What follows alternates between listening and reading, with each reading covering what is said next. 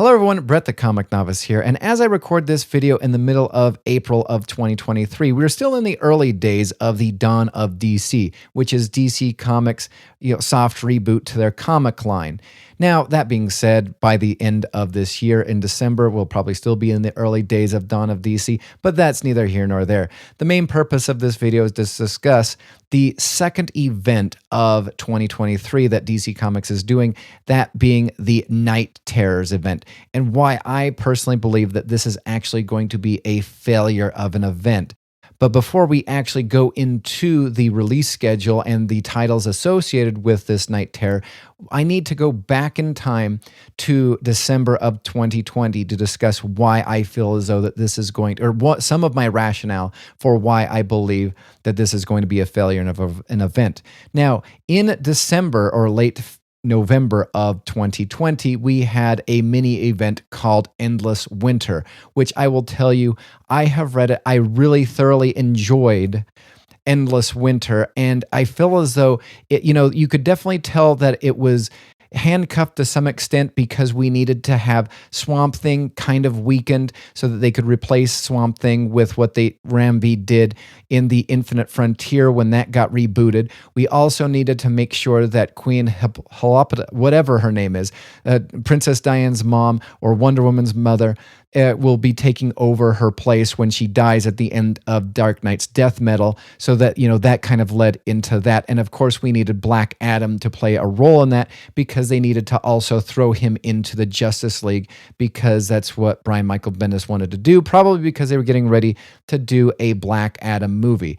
But again, even though there was some handcuffedness regarding the Endless Winter event, I feel as though it was really strong, and the main reason why it was strong is it was written by Ron Mars and Andy Landing. And compared to this Night Terrors, the Night Terrors is headed by Joshua Williamson. However, there's all these other one-shots that are written by some of the writers that are doing Catwoman. You have Teenie Howard. You have a couple other people that are doing these other one-shots. You have, whatever his name is. Anyway, you have all these people that are doing their own one-shots tied into this Night Terrors. And I feel as though because of the lack of, focus by, again, just grab Ron Mars, grab Andy Landing, I feel as though that was a really strong storyline. The reason why it was a failure is because it was ending the DC Universe comic line, getting ready to reboot it into the Infinite Universe, or DC Infinite Universe, whatever it was going to be called. Then you had, before it even went to the, Infinite Frontier, that's what it was called. Thank you, brain. Before you went there, you had to go into the 2-month pause of the Future State storyline that, was a kind of a jumping off point for people. Now, this event is, we are still in the dawn of the DC, but we have titles such as Batman and Catwoman that don't feel as though that we have actually officially started the dawn of the DC in these storylines.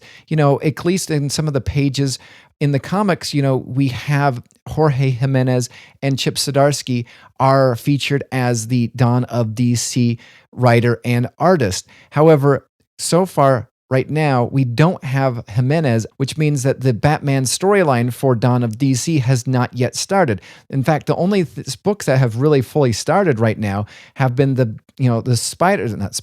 Superman books.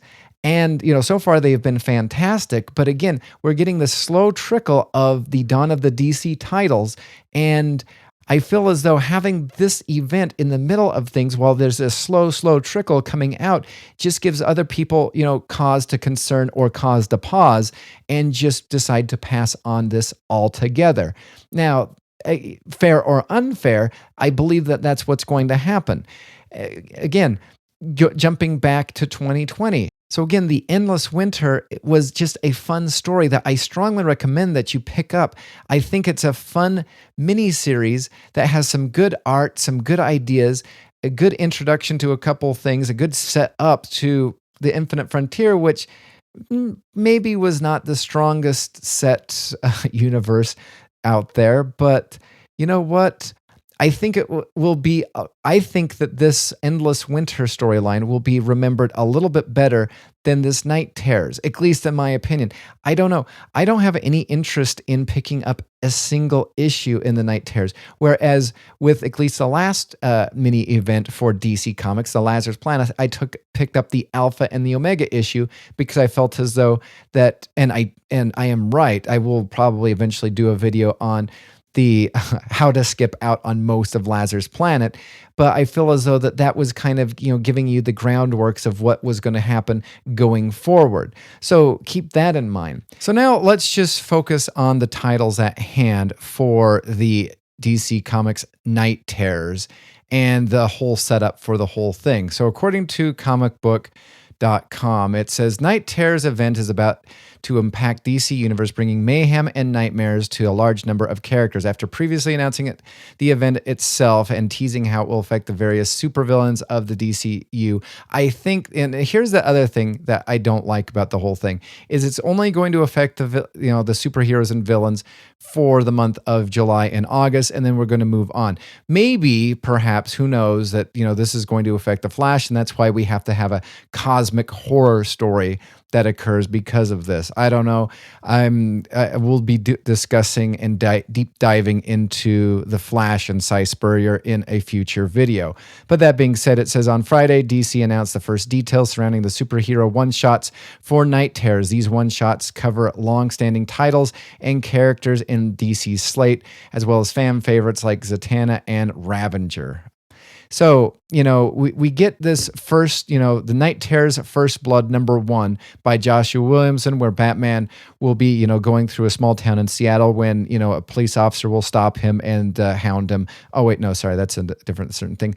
Anyway, we get this one, and I will tell you, the comics, the covers themselves are like, here's a boy like vomiting a bat, and the bat has a gun for a head.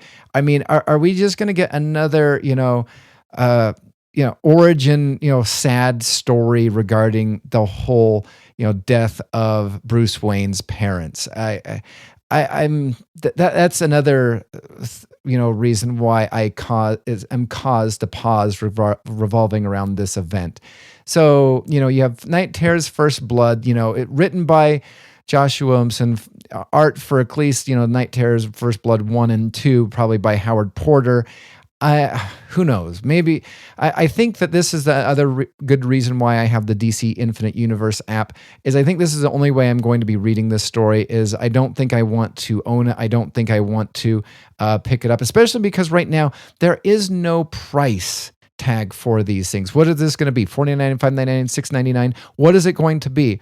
I don't know. I was looking very carefully at some of the covers that comicbook.com had, and they have, the barcode and every single thing on it except for the price. So what is the price of this going to be?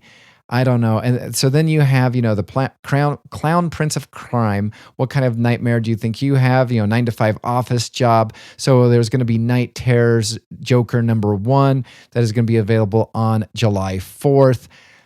Again, you have Night Terrors Poison Ivy #1, written by G. Willow Wilson, who is writing the current Poison Ivy book. You have Catwoman, Night Terrors #1, which is going to be available July 18th, written by Teenie Howard, who is currently writing the Catwoman book. You have Harley Quinn #1, Night Terrors, which is also written by Teenie Howard because she is now on that book. Then you have Black Adam #1, which is going to be written by Jeremy Hahn, who it says did Constantine. I don't know. Again, available July 4th. You have Angel Breaker #1. Now, this one's kind of interesting because they did bring up Angel Breaker in one of the Batman series a little while back. This is going to be written by Tim Seeley. However, Tim Seeley, at least recently, has not wowed me. I don't know what I've read of Tim Seeley's besides a couple of later issues or here or there. Anyway, and then we have Night Terror's Punchline #1, written by Danny Lore. I don't know who that is, but yeah. And then of course you have the Dawn of DC Night Terror's free comic book day special. Yeah, yeah. I don't know. I feel as though that this is set to fail. I don't think this is as intriguing or as interesting as a lot of people might or I think that the DC offices would like it to be.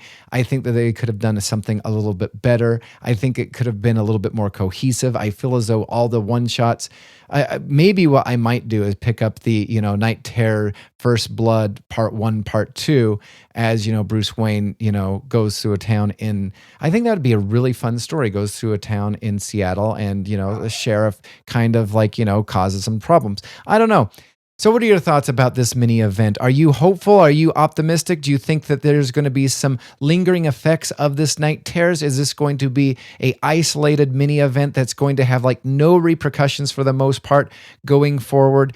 Do you think that, I should be a little bit more optimistic like I generally am and jump on board, or am I right to just kind of sit this sucker out and just basically save money? I don't know. What are your thoughts? Comment down below, like, subscribe, whatever. I love reading your thoughts. Thank you for sharing them with me. And until next time, I will see you in the dollar section, probably a month from now or so, finding these books that did not sell in there. Thanks again for listening. And until next time, whatever. I already said that. No, no, no.